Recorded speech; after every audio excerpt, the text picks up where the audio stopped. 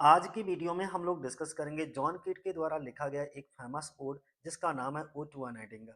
तो चलो शुरुआत कर लेते हैं आज के 40 एमसीक्यूज। सबसे पहला एमसीक्यूज है हमारा ode to a nightingale was written in, कब लिखा गया? तो 1819 में इसको लिखा गया। अगला क्वेश्चन है the poem was written in the month of, ये जो पोइम है वो कौन से मंथ में लिखी गई थी? तो मई 1819 में इसको लिखा गया। सी ऑप्शन हो जाएगा हमारा। अगला क्वेश्चन है दी पोइम वाज पब्लिश्ड इन, ये जो पोइम है वो कब पब्लिश हुई है? ये पोइम, सॉरी, बोला गया है कि ये पोइम कौन सी पत्रिका में पब्लिश हुई है? तो annuls of the fine arts में इसको पब्लिश कराया गया था। बी ऑप्शन हो जाएगा हमारा। अगला क्वेश्चन है हमारा the poem was composed at, इस पोइम को कहाँ कंपोज किया गया? तो बेंटवर्थ पैलेस हेम्पस्टीड में इसको कंपोज किया गया। सी ऑप्शन हो जाएगा। कीट वाज स्टेइंग विद, और उस समय जॉन कीट किसके साथ ठहरे हुए थे? तो चार्ल्स ब्राउन के साथ, यानी कि सी ऑप्शन हो जाएगा हमारा। अगला क्वेश्चन है हमारा the poem was inspired by, ये जो पोइम है वो किससे इंस्पायर्ड है? अ नाइटिंगेल, एक नाइटिंगेल से इंस्पायर्ड है। कीट कंपोज द पोइम, कीट्स ने इस पोइम को कंपोज किया इन वन डे, यानी कि इस पोइम को लिखने में कीट को कितना समय लगा? मात्र एक दिन में, यानी कि पूरी पोइम इन्होंने कंपोज कर दी। अब इसका, इस पोइम का स्ट्रक्चर कैसा है? तो the poem consist of 8 stanzas, यानी कि पूरी पोइम में टोटल कितने स्टेंजा हैं? 8। डी ऑप्शन हो जाएगा हमारा। ईच स्टेंजा कंटेन्स, प्रत्येक स्टेंजा में कितनी लाइनें हैं? तो 10 लाइनें हैं। 8 स्टेंजा 10 लाइनें, तो टोटल नंबर ऑफ लाइन्स कितनी हो गई? 80। इसका मतलब ओ टू अ नाइटिंगेल कितने लाइनों की पोइम है? 80 लाइन्स की पोइम है।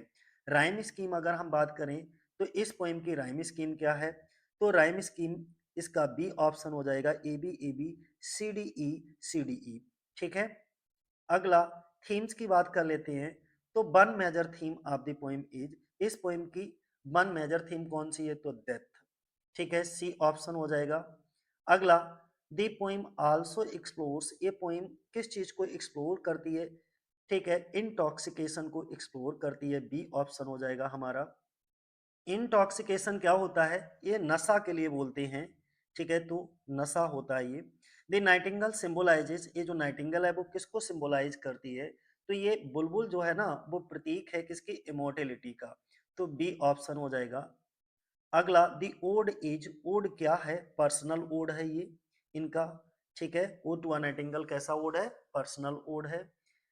बायोग्राफिकल एलिमेंट थोड़ा देख लेते हैं कि इस ओड को लिखने के लिए इनको क्यों जरूरत पड़ी, उस समय इनके मन की भावनाएं क्या रही थी, कितना दुखी थे, इनका माइंड प्रेशर क्या था। एक्चुअली इनके परिवार में एक के बाद एक मौत होती चली जा रही थी, तो ये बहुत ज्यादा परेशान और दुखी थे। तो देख लेते हैं थोड़ा सा, जॉन कीट के फादर की मृत्यु कब हो गई थी? 1804 में हो गई थी। इनकी माता जी की मृत्यु ट्यूबरक्लोसिस से हुई थी। सी ऑप्शन हो जाए, सॉरी, हाँ, हिज मदर। ठीक है। His younger brother Tom died in, ये 1818 में मर गए थे इनके यंगर ब्रदर जिनका नाम टॉम था। अच्छा, कीट हिमसेल्फ सफर्ड फ्रॉम, ये जो कीट थे वो खुद किससे? इनको भी ट्यूबरक्लोसिस था। तो बी ऑप्शन हो जाएगा। इस वजह से बहुत ज्यादा दुखी थे और ये अपने दोस्त के यहाँ बैठे हुए थे, तभी नाइटिंगेल का सॉन्ग सुन रहे थे और उसी समय उन्होंने एक दिन में इस कविता की रचना कर दी। पोएटिक आइडियाज की बात करें, on hearing this song the poets heart, बोला गया है कि गाना सुनकर कवि का दिल कैसा हो जाता है? दर्द से भर जाता है। तो बी ऑप्शन हो जाएगा एक, एक्स।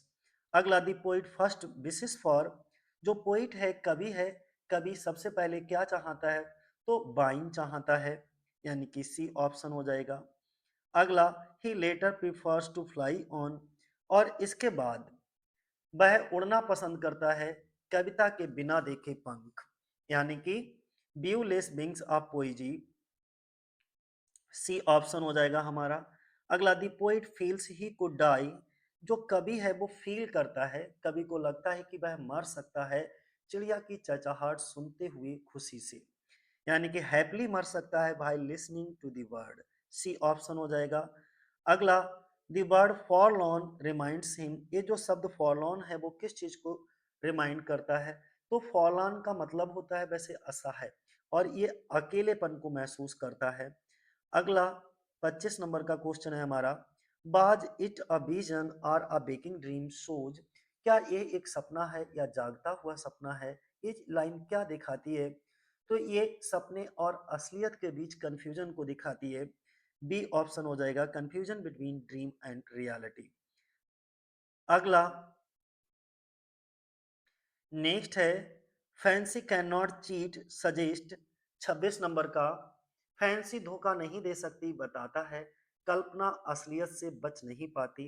ये जो फैंसी कैन नॉट चीट का मतलब है, imagination fails to escape reality. ये ऑप्शन हो जाएगा हमारा, यानी कि कल्पना असलियत से बच नहीं पाती। दूसरा, द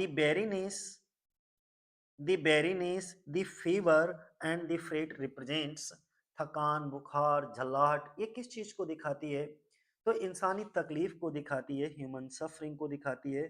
ठीक है, बेरीनेस थकावट के लिए बोलते हैं, फीवर बुखार के लिए बोलते हैं, फ्रेट झल्लाहट के लिए बोलते हैं। तो ये सब चीजें ह्यूमन सफरिंग को शो करती हैं। अगला, दी पोइम इज नोन फॉर, ये जो पोइम है वो सेंसुअसनेस के लिए जानी जाती है। सी ऑप्शन हो जाएगा हमारा, सेंसुअसनेस। अगला, दी वर्ड सॉन्ग, इस चिड़िया का जो गीत है इज डिस्क्राइब्ड एज, डिस्क्राइब किया गया इमोर्टल, अमर है उसका गीत बिल्कुल। अगला बोला गया 30 नंबर पे, the central contrast in the poem is between, यानी कि जो कविता में मुख्य अंतर है वो क्या है, मोर्टल लाइफ और इमोर्टल आर्ट। ठीक है, इसके बीच में मुख्य अंतर है, जीवन जो है वो नाश्वर है और आर्ट जो है वो अमर है। अगला पीजीटी लेवल के कुछ और क्वेश्चन है, जरा देख लीजिए। The poem reflects a mood of, इस पोइम में कैसा मूड दिखाया गया है? तो मलंकलिक मूड दिखाया गया है, बी ऑप्शन हो जाएगा। The inspiration for the poem came from, यानी कि इस पोइम को लिखने की प्रेरणा जॉन कीट को कहाँ से मिलती है? तो एक असली चिड़िया होती है, वो गाना गा रही होती है, अ रियल वर्ड सॉन्ग, ठीक है, नाइटिंगेल से। अगला, दी पोइम एंड्स विद, ये जो पोइम है वो समाप्त होती है, कविता खत्म होती है, किस पे खत्म होती है? अनसर्टेनिटी पर खत्म होती है, बी ऑप्शन हो जाएगा हमारा। अगला, the poet initially seeks escape through, 34 number पे बोला गया है कि कवि शुरू में बचने की कोशिश करता है, किससे? नशा से बचने की कोशिश करता है, intoxication. Final realisation of the poet's is that, 35 number पर बोला गया है कि कवि का आखिरी एहसास यह है कि असलियत से बचना बेकार है, escape from reality is futile, futile का मतलब होता है बेकार, तो असलियत से बचना बेकार है, ये इनका फाइनल रियलाइजेशन था। 36 नंबर का, दी पोइम डेमोस्ट्रेट्स कीट्स, कविता किड्स की दिखाती है किस चीज को? सेंसुअस इमेजरी को दिखाती है, तो बी ऑप्शन हो जाएगा हमारा, सेंसुअस इमेजरी। 37 नंबर का क्वेश्चन है, the same song is imagined to be heard by, एक ही गाने को सुनने की कल्पना की गई, ठीक है, रुथ, बी ऑप्शन। अगला, the tone of the poem is, इस पोइम की टोन कैसी है? रिफ्लेक्टिव एंड मलंकलिक है, ठीक है, रिफ्लेक्टिव यानी कि सोच विचार करने वाली, और मलंकलिक क्या होती है? वेदनापूर्ण, उदासी से भरी हुई। अगला 39 नंबर पे, the ode was written soon after the death of, ये कविता किसकी मौत के तुरंत बाद लिखी गई? तो जॉन कीट के जो भाई थे टॉम, उनकी मौत के तुरंत बाद लिखी गई, तो D option, sorry, C option हो जाएगा, हिज ब्रदर टॉम।